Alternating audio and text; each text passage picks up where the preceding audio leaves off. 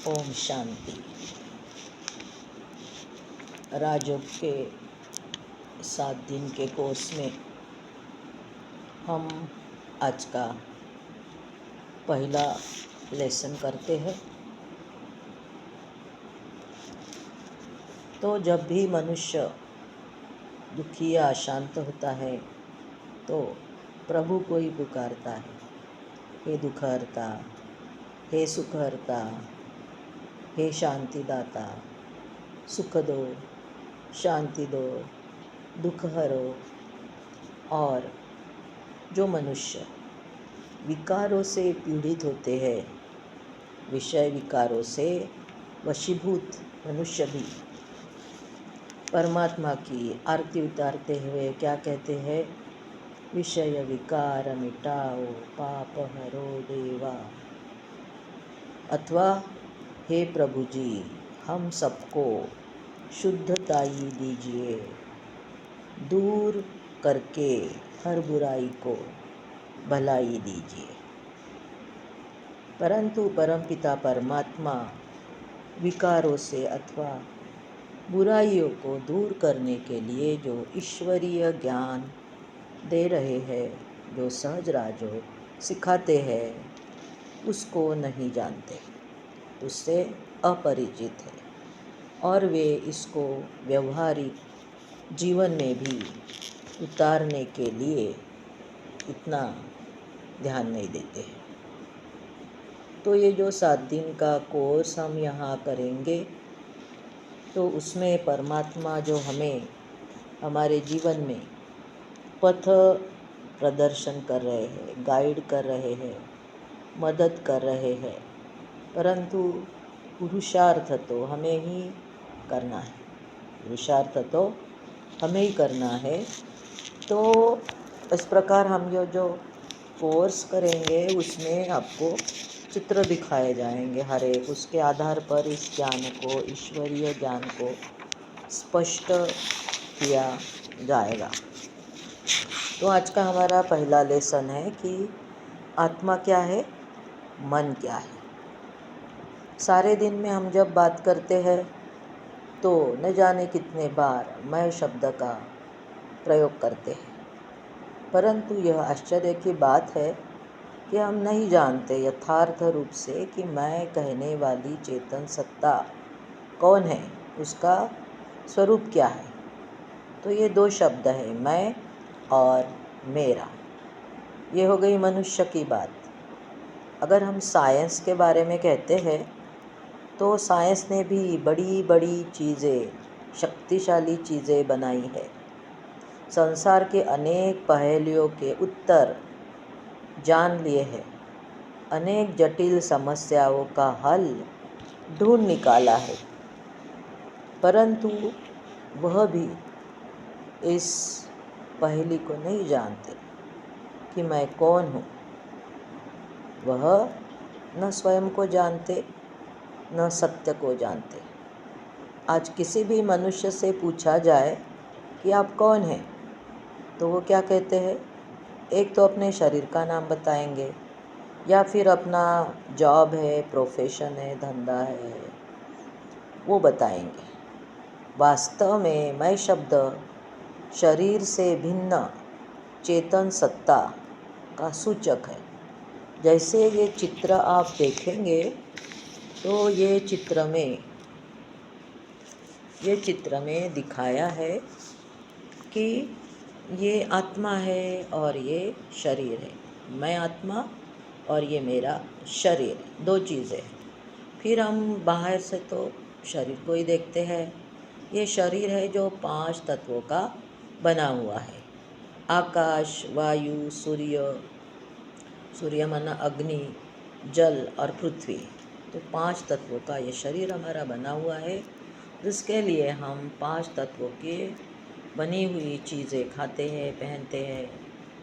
और मैं आत्मा हूँ, इस शरीर को चलाने वाली चैतन्य शक्ति। 2 भ्रुकुटी के बीच मैं आत्मा निवास करती हूँ। आत्मा में ही मन, बुद्धि और संस्कार है। आत्मा ही सोचती है, आत्मा ही फिर निर्णय लेती है और कर्म करती है, जिसके संस्कार बन जाते हैं जो आत्मा में रहते हैं। तो इस ज्ञान से हम समझ सकते हैं कि अच्छा क्या है, बुरा क्या है, किससे दुख होता है, किससे सुख होता है। तो हमें इस प्रकार सोचना है जिससे हमें सुख हो, और हमें वो बातें न सोचनी है, न करनी है जिससे हमें या अन्य को दुख होता है। तो ये ज्ञान हमें यहाँ मिलता है। तो आत्मा शरीर में दो भ्रुकुटी के बीच निवास करती है। चैतन्य सत्ता है, ज्योति बिंदु स्वरूप एक चमकता सितारा है ना। कहा गया है कि भ्रुकुटी के बीच चमकता अजब तारा, गरीबानु साहिबा लगता है प्यारा। तो यहाँ बैठकर आत्मा ब्रेन के द्वारा, नर्वस सिस्टम के द्वारा सारे शरीर को चलाती है। आत्मा मालिक है, आँखों से देखती है, कानों से सुनती है, नाक, मुख, हाथ, ये सारी क्या है, 5 कर्मेंद्रियाँ हैं। तो आत्मा ही इसको कंट्रोल करती है और इसके द्वारा देखती है। जब आत्मा शरीर छोड़कर चली जाती है तो शरीर मुर्दा हो जाता है। आँखें हैं पर देख नहीं सकते, कान है सुन नहीं सकते। तो आत्मा है चेतन सत्ता। इसी प्रकार हम देखेंगे कि नीचे दिखाया है कार। तो शरीर और आत्मा को हम कार और ड्राइवर से कंपेयर कर सकते हैं। जैसे कार के अंदर ड्राइवर बैठता है और कार को कंट्रोल करता है, वो कार में बैठता है, बाहर निकलता है, आता है, जाता है। उसी प्रकार आत्मा भी शरीर में ड्राइवर के जैसा आत्मा का रोल है और शरीर है ये कार के जैसा। तो आत्मा का जब कंट्रोल है पूरा अपने कर्मेंद्रियों के ऊपर, तो जीवन रूपी कार वो सही ढंग से चला के अपने गंतव्य पर समय पर पहुंच सकता है। उसके साथ जो यात्री यात्रा कर रहे हैं वो भी यात्रा का सुखद आनंद ले सकता है। अगर ड्राइवर का कंट्रोल नहीं है गाड़ी के ऊपर तो क्या होता है, एक्सीडेंट होता है। एक्सीडेंट होता है, कितना नुकसान होता है। तो इसी प्रकार आज मनुष्य को आत्मा का ज्ञान न होने के कारण आत्मा अपने सीट पर भ्रुकुटी के बीच विराजमान नहीं है, इसलिए हमारे जीवन में बहुत सारे एक्सीडेंट होते हैं, जिसके कारण अनेक प्रकार की समस्याएं, दुख आत्मा को झेलने पड़ते हैं। तो इस प्रकार हमने ये आत्मा के ज्ञान को समझा है। उसके आधार पर हम जब मेडिटेशन करते हैं तो पहले अपनी स्थिति बनाते हैं, आत्म अभिमानी स्थिति। तो उसके लिए इस ज्ञान का हम चिंतन करके स्वयं को आत्मभान में लाते हैं, शरीर से न्यारा समझते हैं। तो इस विषय पर हम कैसे आत्मचिंतन करें वो अब हम करेंगे। तो अपने मन के सारे विचार निकाल कर मन बुद्धि को दो भ्रुकुटी के बीच स्वयं पर एकाग्र करें और निश्चय करें कि मैं आत्मा हूँ, ज्योति बिंदु स्वरूप हूँ, चैतन्य हूँ, शक्ति हूँ, आँखों से देखने वाली, कानों से सुनने वाली, मुख से बात करने वाली मैं आत्मा ही हूँ। अति सूक्ष्म दिव्य ज्योति बिंदु स्वरूप हूँ। मैं आत्मा मन के द्वारा सोचती हूँ, बुद्धि से निर्णय करती हूँ और जो कर्म करती हूँ उसके संस्कार मुझ आत्मा में निहित होते हैं।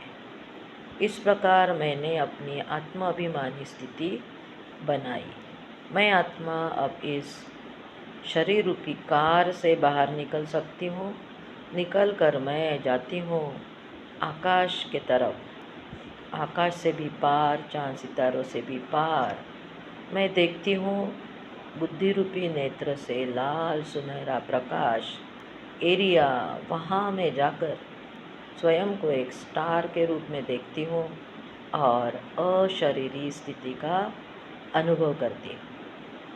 तो इस प्रकार हमने पहला जो हमारा लेसन है, मैं कौन हूँ, उसको समझा और उस पर आधारित हमने मेडिटेशन की जो पहली स्टेप है, आत्मा अभिमानी स्थिति में स्थित होना, उसका अभ्यास किया और शरीर से निकलकर मैं आत्मा अशरीरी हूँ, देह से न्यारी हूँ, इस 5 तत्वों से न्यारी हूँ, उसका भी हमने अभ्यास किया।